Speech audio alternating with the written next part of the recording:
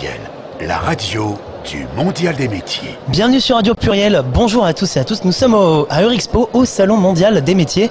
Je suis avec Jean-Philippe et il a trouvé une invitée un peu spéciale du coup. Pour continuer par rapport à l'interview précédente sur l'expérience Québec, on est avec Chantal qui, elle, a envoyé ses 2 garçons au Québec. Et alors, comment ça s'est passé ?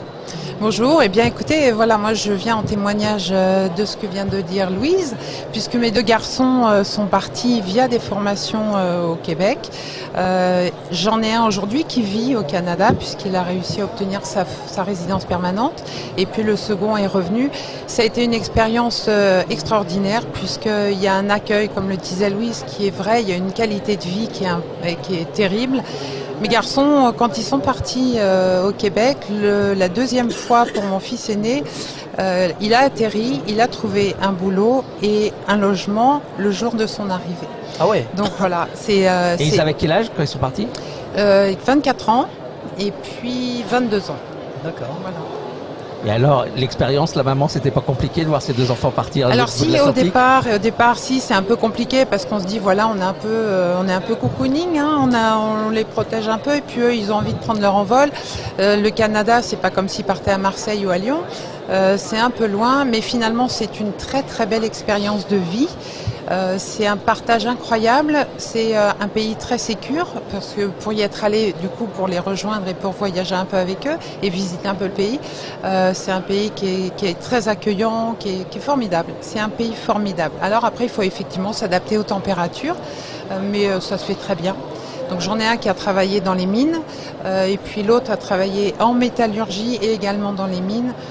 Voilà, c'est une très belle expérience. Et je pense aussi que les laisser partir, c'est leur faire confiance, ils s'émancipent complètement, ils reviennent changer avec une envie différente et puis une vue différente sur la vie et sur le travail, sur l'ouverture vers le monde aussi, c'est important. D'avoir sur son CV à 22 ans qu'on est parti... C'est très valorisant. C'est très valorisant. Et vous les avez trouvés changer entre le départ et le retour ? Absolument, parce qu'ils sont accompagnés administrativement, humainement, dans ce centre Expérience Québec. Donc c'est Louise Raté qui est l'international et qui gère nos enfants. Ils sont accueillis par une maman et qui après leur laisse leur indépendance complète. On a un accueil administratif et un suivi administratif qui est exceptionnel. Et après les enfants, voilà. Donc sur mes deux, j'en avais un qui préférait faire du ski, de la moto des neiges, etc., etc. Et puis l'autre, il était plus ambiance pêche sur la glace, canoë-kayak, promenade en forêt. Chacun a eu une autonomie financière, c'est-à-dire que je n'ai pas financé leur expérience au Canada. Ils se sont autofinancés en allant travailler puisque de toute façon ils travaillaient dès le départ. Voilà, ils ne le doivent à personne qu'à leur travail et leur... Très bonne fierté pour eux. Ouais. Absolument. Oui, je suis très fière de mes enfants et c'est un pays, l'alliance franco-canadienne, c'est une alliance qui est très très forte. Eh bien écoutez, on vous remercie beaucoup. Merci beaucoup. Si ça n'est pas encore fait, ça a poussé encore plus envie pour aller au Québec.